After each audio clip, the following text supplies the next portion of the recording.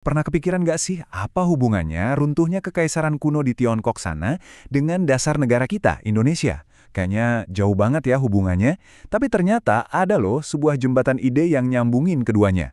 Pertanyaannya simpel, tapi dalam banget. Gimana ceritanya sebuah revolusi besar di Tiongkok lebih dari 100 tahun yang lalu bisa ikut menabur benih buat kemerdekaan Indonesia? Nah, untuk jawab ini kita harus kenalan dulu sama tokoh utamanya. Ini dia tokoh kunci kita, Dr. Sun Yat-sen. Dia ini bukan politisi biasa loh. Awalnya seorang dokter, yang kemudian banting setir jadi revolusioner. Visinya cuma satu, mengubah kekaisaran yang udah rapuh jadi sebuah republik modern yang kuat. Nah, ini dia buktinya. Dan ini bukan dari siapa-siapa, tapi langsung dari Bung Karno sendiri. Pengakuan ini nunjukin kalau pemikiran Sun Yat-sen itu bukan cuma sekedar info lewat, tapi benar-benar jadi salah satu inspirasi besar di dalam pikiran Bapak Proklamator kita. Oke, jadi biar kita paham benar nih pengaruhnya, kita harus balik dulu ke akarnya. Sebenarnya revolusi 1911 itu apa sih? Intinya gini, ini adalah momen di mana Tiongkok bilang cukup sama sistem feodal yang udah berjalan selama 2000 tahun. Bayangin, 2000 tahun. Sebuah dinasti ditumbangkan dan dari abunya lahirlah sebuah republik. Perubahannya itu luar biasa besar. Simbol naga yang selama ribuan tahun jadi lambang kekuasaan mutlak kaisar, tiba-tiba diganti sama bendera 5 warna yang artinya persatuan rakyat. Jadi ini bukan cuma ganti bendera ya, ini tuh ganti era, ganti total cara pandang sebuah bangsa. Dan ini penting banget buat dicatat. Ini bukan cuma kejadian lokal, ini adalah pertama kalinya di benua Asia sebuah bangsa berhasil menggulingkan rajanya dan mendirikan pemerintahan dari rakyat. Ini jadi contoh yang gaungnya bakal kedengeran ke seluruh benua. Tapi kan, kekaisaran yang umurnya ribuan tahun itu nggak mungkin runtuh gitu aja kan? Pasti ada sebabnya. Ada tekanan besar yang udah numpuk puluhan tahun. Yuk, kita lihat kenapa revolusi ini akhirnya nggak bisa dihindari lagi. Waktu itu ada julukan yang nempel banget sama Tiongkok, yaitu raksasa sakit dari Asia. Ini bukan cuma julukan biasa, ini adalah diagnosis. Sebuah negara raksasa yang lumpuh karena masalah di dalam dan tekanan dari luar. Benar-benar diambang kehancuran. Jadi kondisinya itu udah kayak perfect storm. Secara politik, pemerintahannya gagal total. Secara ekonomi, rakyatnya sengsara. Secara sosial, harga diri bangsanya diinjak-injak. Dan yang paling penting, ada ide-ide baru yang keren dan kuat mulai menyebar, menawarkan sebuah harapan. Lihat deh, peta ini. Saat itu, Tiongkok udah bukan lagi negara berdaulat penuh. Udah kayak kue yang diiris-iris sama kekuatan imperialis. Ada Rusia, Inggris, Prancis, Jerman, Jepang. Setiap wilayah yang dikuasai asing ini jadi simbol rasa malu nasional, yang akhirnya membakar api perlawanan. Nah, di tengah-tengah kekacauan ini, muncullah Sun Yat-sen dengan gagasannya yang cemerlang.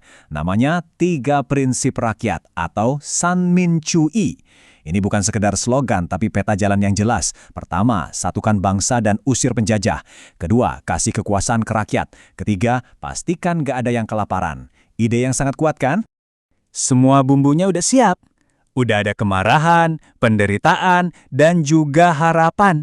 Tinggal nunggu satu percikan api aja buat meledakkan semuanya. Dan yang bikin gila dari revolusi ini tuh kecepatannya.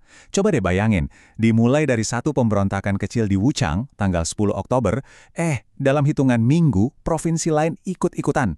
Cuma butuh 4 bulan sampai kekaisaran yang udah berdiri 2000 tahun itu ambruk total. Bener-bener efek domino yang dahsyat. Nah, inilah mereka, orang-orang di balik perubahan besar itu. Para tentara revolusioner. Mereka bukan cuma mau menggulingkan kaisar, tapi mereka sedang mencoba membangun sebuah dunia yang benar-benar baru. Tapi, cerita nggak berhenti di situ. Runtuhnya dinasti Qing itu bukan cuma akhir, tapi justru awal dari sesuatu yang lebih besar. Gemanya sampai ke seberang lautan, termasuk ke tempat kita, Hindia Belanda waktu itu. Buat para pejuang kemerdekaan di seluruh Asia, termasuk di sini, revolusi Tiongkok itu kayak bensin yang disiram ke api semangat. Itu adalah bukti nyata.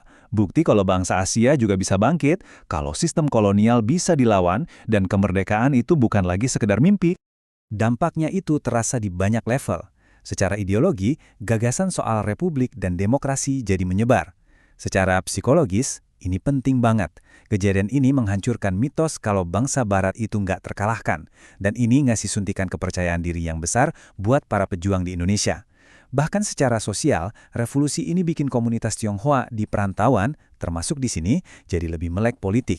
Disinilah kita bisa lihat benang merahnya dengan sangat jelas. Coba perhatikan, 3 prinsip rakyat dari Sun Yat-sen: nasionalisme, demokrasi, dan sosialisme. Sekarang bandingkan dengan 3 dari 5 sila yang diusulkan Soekarno: kebangsaan, demokrasi, dan kesejahteraan sosial. Polanya mirip banget kan? Tapi, dan ini penting banget ya, Soekarno itu nggak copy-paste, beliau terinspirasi. Beliau mengambil esensi dari ide-ide besar dunia, lalu mengadaptasikannya dengan jiwa dan kepribadian bangsa Indonesia. Makanya, ditambahkanlah elemen fundamental yang khas Indonesia, yaitu ketuhanan.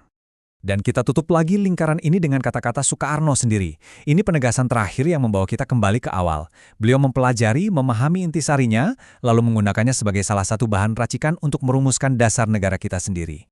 Oke, jadi apa nih pelajaran utamanya? Pertama, Revolusi 1911 itu jadi bukti kalau bangsa Asia juga bisa. Bisa menggulingkan sistem lama dan bikin negara modern. Kedua, ide-ide hebat itu nggak kenal batas negara, bisa menyebar dan jadi bahan bakar perjuangan di mana-mana. Dan ketiga, para pendiri bangsa kita itu cerdas. Mereka belajar dari sejarah dunia untuk merancang masa depan Indonesia yang unik. Cerita ini jadi bukti ya, kalau sejarah satu negara itu nggak pernah terisolasi, selalu ada gema, ada inspirasi dari belahan dunia lain yang ikut membentuk siapa kita hari ini. Nah, pertanyaannya sekarang, kira-kira koneksi global tersembunyi apa lagi ya yang ada di akar sejarah bangsa kita?